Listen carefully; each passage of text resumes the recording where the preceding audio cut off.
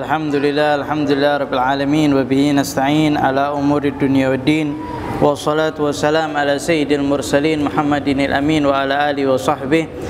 Rabbi shrah li sadri wa yassir li amri wahlul 'uqdatam min lisani yafqahu qawli wahdi qalbi wa saddid lisani bihaqqi sayyidina Muhammadin sallallahu alaihi wa ala alihi wa sahbihi wasallam.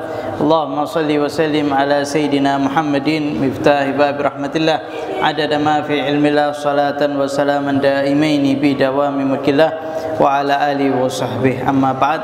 Alhamdulillah, kita lanjutkan kembali daripada pembacaan kitab Muhammad Al-Insanul Kamil karya Sayyid Muhammad bin Alwi Al-Maliki. Masih berkaitan tentang keutamaan Nabi Muhammad sallallahu alaihi wa alihi wasallam. Ila an qala wa annahu sallallahu alaihi wasallam aktsarul anbiya mu'jizatan. Dan Nabi Muhammad sallallahu alaihi wasallam adalah nabi yang paling banyak mukjizatnya di antara para nabi. Ya, paling banyak mukjizatnya Nabi Muhammad sallallahu alaihi wasallam. Paling afdal mukjizatnya Nabi Muhammad sallallahu alaihi wasallam. Paling lama mukjizatnya Nabi Muhammad sallallahu alaihi wasallam. Wa anna syar'ahu mu'abbadun ila yaumiddin wa nasikhul li jami'i syara'in nabiyyin.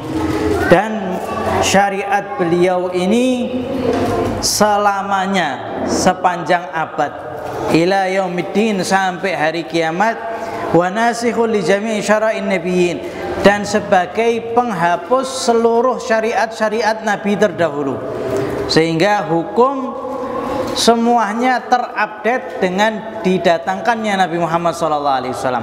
Sehingga nanti Nabi Allah Isa, beliau datang turun ke muka bumi ini tidak membawa syariat yang baru, tetapi menggunakan syariat Nabi Muhammad sallallahu alaihi wasallam.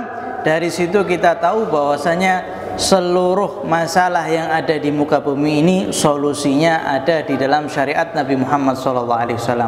Karena kalau seandainya tidak ada di dalam syariat Nabi, niscaya Nabi Allah Isa turun dengan membawa ajaran baru. Tetapi tidak, beliau turun mengikuti syariat Nabi Muhammad sallallahu alaihi wasallam. Wa annahu sallallahu alaihi wasallam aktsarul anbiya tabi'an yaumil qiyamah. Dan Nabi Muhammad SAW adalah seorang yang paling banyak pengikutnya nanti di hari kiamat. Ya, beliau ini ngelihat, ya, ada seorang nabi pengikutnya cuma satu, ada seorang nabi pengikutnya cuma dua, ada yang cuma tiga, ada yang cuma 10. Nah, kemudian tiba-tiba datang seorang nabi dengan umat yang sangat banyak, ya. Maka Nabi Muhammad mengharap ini adalah umatnya, ya. Maka ternyata itu adalah umatnya Nabi Allah Ibrahim, ya. Maka kemudian datang umat yang sangat amat banyak, Sayyidina Jibril mengatakan, wahai Muhammad, ini adalah umatmu, ya, lebih berkali-kali lipat daripada umat-umat terdahulu sallallahu alaihi wasallam. Tanakahu taktsuru fa inni mubahin bikumul umama yaumal qiyamah. Nabi Muhammad SAW senang kalau umatnya itu banyak anaknya, ya. Nikahlah kalian, perbanyaklah anak kalian, sesungguhnya aku nanti akan membanggakan kalian di hari kiamat, ya. Ini adalah umatku, banyak sekali daripada umatku. Sehingga kalau seandainya kita menikah, salah satu niatnya adalah untuk memperbanyak anak dan membahagiakan Nabi Muhammad sallallahu alaihi wasallam. Wa annahu sallallahu alaihi wasallam law adrakahal anbiya la wajaba alaihim ittiba'uhu. Dan kalau seandainya nabi itu dikasih umur panjang, ya, para nabi terdahulu dikasih umur panjang sampai mendapati zamannya Nabi Muhammad SAW, niscaya wajib bagi mereka untuk mengikuti Nabi Muhammad SAW. Ya, ini agungnya luar biasa. Ya, kita tahu semuanya kemuliaan para nabi. Ada yang ruh Allah, ada yang kalimullah, ada yang khalilullah. Semuanya harus mengikuti Habibullah, kekasihnya Allah Subhanahu wa Ta'ala. Wa annahu sallallahu alaihi wasallam arsala ilal jinni ittifaqan. Ya. Dan beliau sallallahu alaihi wasallam juga seorang nabi yang diutus ke bangsa jin. Ya, jadi jin itu juga ada yang muslim, ada yang kafir, dan jin itu juga umatnya Nabi Muhammad sallallahu alaihi wasallam. Ya, diutus kepada jin. Ya, sebagian riwayat mengatakan seorang jin itu belajar kepada Nabi Muhammad SAW, kemudian jin ini diperintahkan untuk menyebarkan syariat Nabi Muhammad SAW di tengah-tengah jin. Wa annahu sallallahu alaihi wasallam arsala ilal malaikah fi ahadil qaulin wa rajahu as-subki. Ya, beliau sallallahu alaihi wasallam juga diutus ke para malaikat, ya, untuk mengagungkan sallallahu alaihi wasallam, ya, menurut dua pendapat yang salah satu pendapatnya dikuatkan oleh Imam As-Subki, yang beliau mengatakan bahwasanya beliau sallallahu alaihi wasallam juga diutus kepada bangsa malaikat. Wa annahu sallallahu alaihi wasallam arsala rahmatan lil alamin, dan beliau sallallahu alaihi wasallam diutus sebagai rahmat ke seluruh alam. Al alamin itu siapa? Masyaallah, selain Allah Subhanahu wa taala. Selain Allah Subhanahu wa taala mendapatkan rahmat dengan diutuskannya Nabi Muhammad sallallahu alaihi wasallam. Bahkan iblis pun semestinya mendapatkan rahmat daripada diutusnya Nabi Muhammad SAW. Akan tapi kemudian Allah Subhanahu wa taala mengeluarkan bagian daripada rahmatnya Nabi Muhammad SAW kepada iblis dari hati Nabi Muhammad SAW, dikeluarkan. Ya, ini tidak boleh dibelah dadanya, kemudian dikeluarkan daripada bagiannya syaitan. Ya, syaitan semestinya juga termasuk mendapatkan rahmat daripada Nabi Muhammad SAW, maka dikeluarkan oleh Allah Subhanahu wa taala, karena Allah Subhanahu wa taala sudah menetapkan bahwasanya dia akan terlaknat ila yaumi yub'atsun, sampai di hari kebangkitan, sampai hari kiamat. Wa anna Allah ta'ala khatabahu jami'al wa anna Allah ta'ala khataba jami'al anbiya bi asma'ihim fil Qur'an. Faqala ya Adam wa ya Nuh ya Ibrahim ya Dawud ya Zakaria ya Yahya ya Isa, wa lam yukhatibuhu huwa fihi illa bi ya ayyuhar rasul wa ya ayyuhan nabi wa ya ayyuhal muzammil wa ya ayyuhal muddaththir. Nah, ini juga termasuk khususiyah Nabi Muhammad SAW. Allah kalau seandainya manggil para nabi, ya, mengundang para nabi, maka Allah Subhanahu wa taala langsung menyebutkan namanya, ya. Wa ya Adam, ya, wa ya Nuh, wa ya Ibrahim, wa ya Dawud, langsung disebut namanya. Wa Zakaria, wa Yahya, wa Isa, semuanya langsung disebutkan namanya, kecuali Nabi Muhammad SAW. Allah Subhanahu wa taala tidak mengundangnya langsung dengan nama beliau, akan tapi mengundangnya dengan nama ya ayyuhar rasul, wahai seorang rasul, wa ya ayyuhan nabi, wahai seorang nabi, wa ya ayyuhal muzammil, wahai orang yang sedang berselimut, wa ya ayyuhal muddaththir, sama. Nah, ini menunjukkan kasih sayang Allah Subhanahu wa taala yang luar biasa kepada Nabi Muhammad SAW.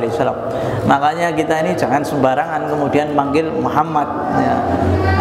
Tapi harus ditambah dengan Sayyidina Muhammad, Nabiyana Muhammad, kemudian dibarengi dengan sallallahu alaihi wasallam, karena ini nama yang sangat agung. Allah Subhanahu wa taala saja memberikan pengagungan ketika manggil Nabi Muhammad SAW. Ya, lah kok kita serta-merta mengambil atau mengundangnya dengan Muhammad? Tidak, harus dibarengi dengan Sayyidina Muhammad atau diakhiri dengan sallallahu alaihi wasallam. Wa annahu sallallahu alaihi wasallam harrama ala ummati nida'uhu bi ismihi. Qala Allah Ta'ala la taj'alu du'a ar-rasuli bainakum ka du'ai ba'dikum ba'dha. Ay la taj'alu nida'ahu wa tasmiyatahu ka nida'i ba'dikum ba'dha bi ismihi wa raf'i shawti bihi. Walakin qulu ya Rasulullah ya Nabi Allah ma'a tawqir wa tawadhu wa khafdhi shawt. Dan Allah Subhanahu wa taala mengharamkan atas umat beliau, ya, umat Nabi Muhammad SAW, untuk memanggil Nabi dengan namanya. Diharamkan. Allah Subhanahu wa taala mengatakan di dalam firman-Nya, la taj'alu du'a ar-rasul, jangan jadikan panggilan kepada Rasul bainakum, di antara kalian, seperti panggilan kalian satu sama yang lain. Ya, ini Nabi Muhammad SAW berbeda. Karena ya mereka di Arab kebiasaan langsung panggil nama, ya. Di Baduy itu tidak ada yang namanya pengagungan. Semuanya apa? Semuanya langsung namanya. Wahai Muhammad, Abdurrahman, wahai fulan, langsung nama. Makanya Allah Subhanahu wa taala melarang umat Nabi Muhammad memanggil Nabi Muhammad dengan namanya. Kalau di adat Jawa istilahnya apa? Jangkar. Jangkar, kurang ajar. Orang yang sudah masih kecil manggil yang sudah tua langsung dengan namanya. Semestinya didahului dengan Mas, Pak. Itu juga termasuk daripada adab. Sehingga setiap daripada umatnya maka hendaknya memanggil dengan ya Rasulullah, ya Nabi Allah. Tidak boleh langsung dengan panggil namanya, dan juga tidak boleh mengangkat suara. Orang zaman dulu itu kan manggil, hei fulan, ta'al. Ini tidak boleh. Kalau sama Nabi Muhammad SAW, suara kita tidak boleh di atas suara Nabi. Apalagi dari jauh gitu, Muhammad.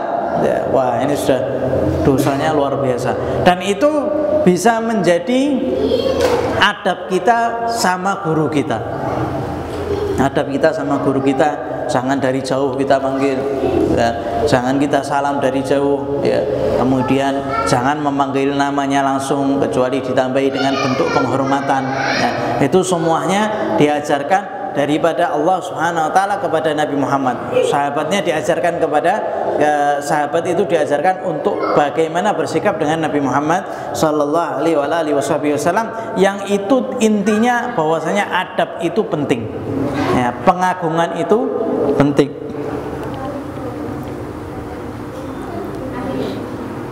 Wa annahu sallallahu alaihi wasallam yahrumul jahra lahu bil qaul.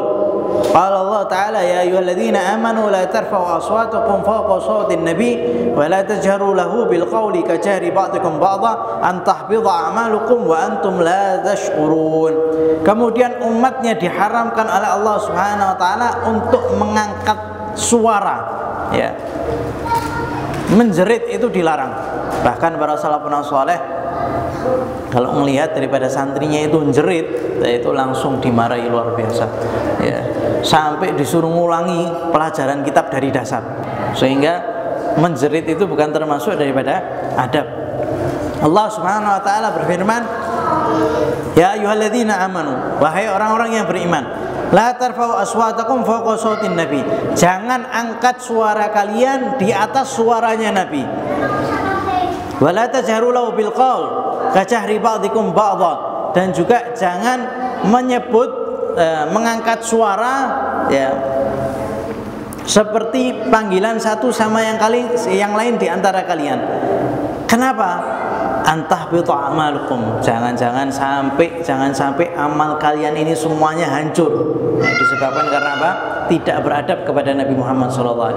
Antahbitu a'malukum wa antum la tash'urun, sedangkan kalian itu tidak menyadarinya. Ini kurang ajar sama Nabi, tidak beradab sama Nabi Muhammad SAW. Amalnya ini rusak. Makanya harus berhati-hati kalau berkaitan dengan Nabi Muhammad SAW.